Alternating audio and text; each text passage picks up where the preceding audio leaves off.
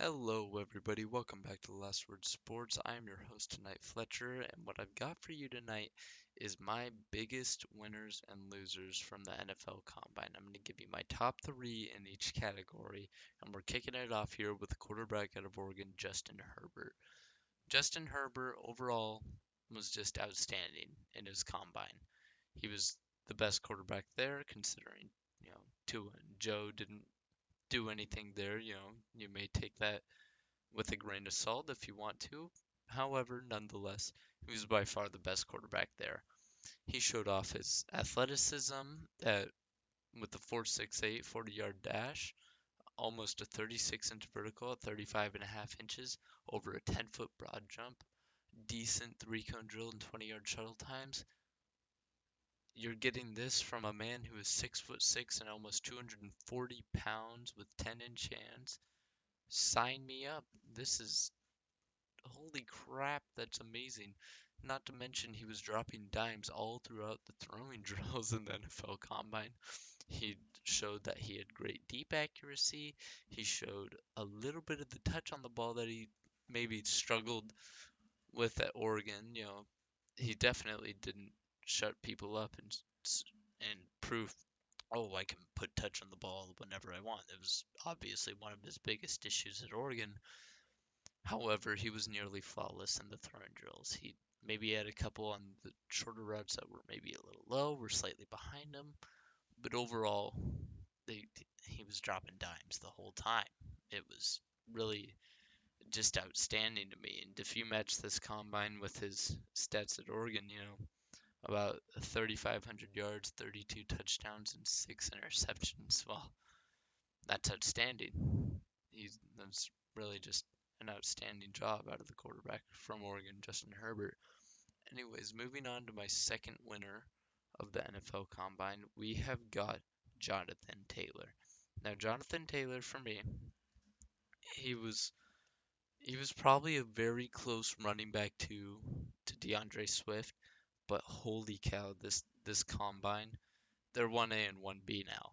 He ran, most people were expecting a 40-yard dash around a similar time to DeAndre Swift. He ran it a full tenth of a second faster, sub 4.4 40-yard dash. Absolutely outstanding. 17 bench press reps. We knew he wasn't a super power back that's like Derrick Henry that's supposed to run everybody over. Like he's definitely got unexpected speed. If he could apply that to the NFL, that would be outstanding. 17 bench press reps, that's a very respectable number. 36-inch vertical, same broad jump as Justin Herbert with faster three-cone drill and 20-yard shuttle time, that's expected. He had an outstanding performance. Not to mention, we if you watch the combine, you saw he did fine in the running back drills and the actual carrying the ball drills. He did fine. He was probably the best person out there, maybe DeAndre Swift. It was arguable for those drills. The thing about this combine for Jonathan Taylor, though, everybody was saying, he's not a natural pass catcher out of the backfield. He isn't a very good pass catcher out of the backfield. This NFL combine, he didn't drop a single ball coming out of the backfield in those receiving drills. Not one. He made it look like a very natural motion. He made it look like he was gifted with this ability to catch the ball out of the backfield. And I'm not saying he is, but that's the way he portrayed it at the NFL Combine. He made it look easy. Not a single drop, some some better than average catches. Uh, Jonathan Taylor just looked outstanding at the NFL Combine. So now we are moving on to my first winner, first place. That's Isaiah Simmons out of Clemson. Holy crap, this man is an athlete. He's about 240 pounds, 6'4". Same 40-yard dash as Jonathan Taylor. This man is insane. Now, when talk about sideline to sideline linebacker, you got the definition of it right here in Isaiah Simmons. By far the best linebacker in the class. You know, outstanding vertical jump at almost 40 inches. He's got an 11-foot broad jump. Didn't show off his bench press, but I'm assuming we're going to see some of that at his at his pro day. I would hope so. His stats at Clemson match, or his tape at Clemson matches this combine and his speed.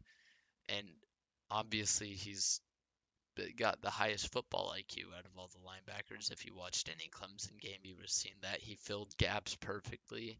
He was able to rush the quarterback off the edge astoundingly with 7 sacks, but he was also amazing in coverage with 3 interceptions, along with showing off some finesse and hit power with a forced fumble at Clemson.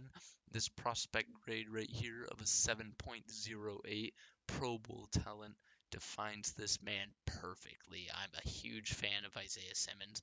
I think he's going to be a Pro Bowler for years to come.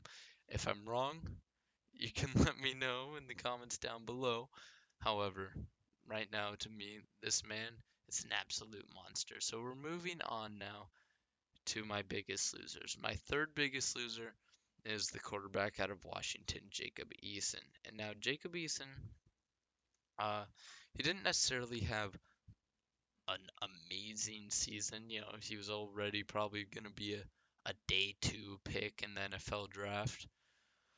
But, you know, he just didn't do anything to help his case to say, hey, I'm here to compete. Hey, I'm a day one pick. I'm here to be a starting franchise quarterback in the NFL. We all knew he wasn't the biggest athlete at, with 4.940, 27-inch vertical, almost 28 inches, and less than a 10-foot broad jump, almost actually just a 9-foot flat broad jump. You know, that's what we expected out of Jacob Eason. He didn't wow us at all in that regard. He's still got a good frame. He's still got a huge arm. The question is that arm really, is that huge arm really worth anything if he's not going to be accurate? His throwing drills were shaky, to say the least.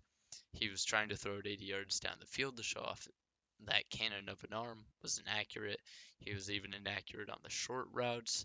He was inaccurate in a lot of regards. And I'm not saying he didn't have a single accurate ball, because that's an outrageous statement to make. He obviously had some good throws, but he was shaky throughout it. He wasn't consistent. He should have stayed another year in college like Justin Herbert did.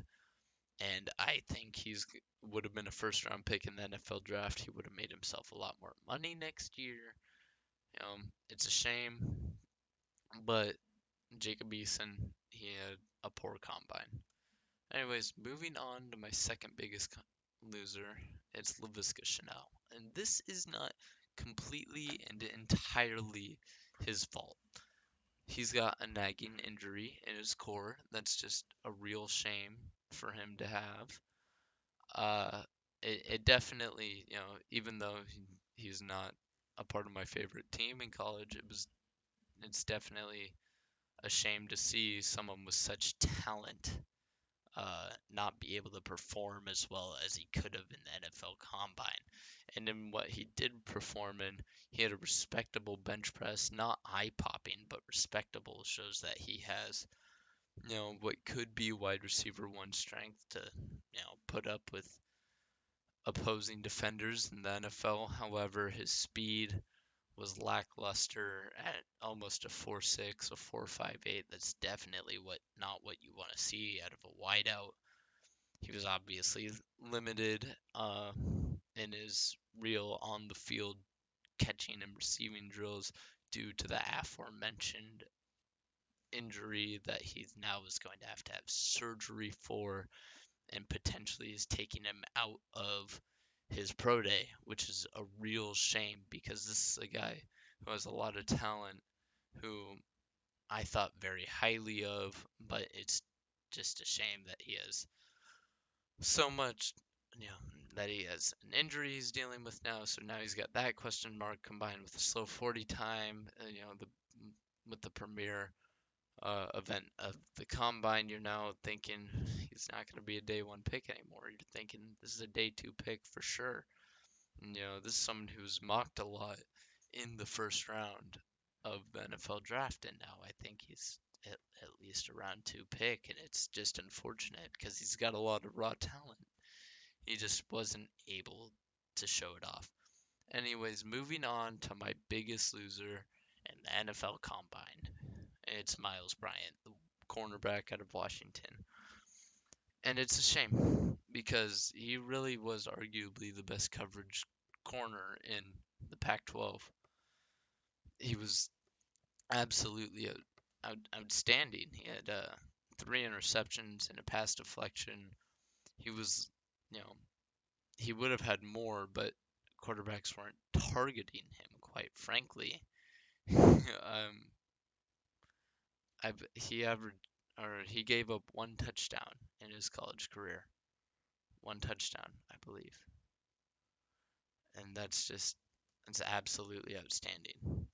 But the thing about Miles Bryant is his athletic numbers were just awful.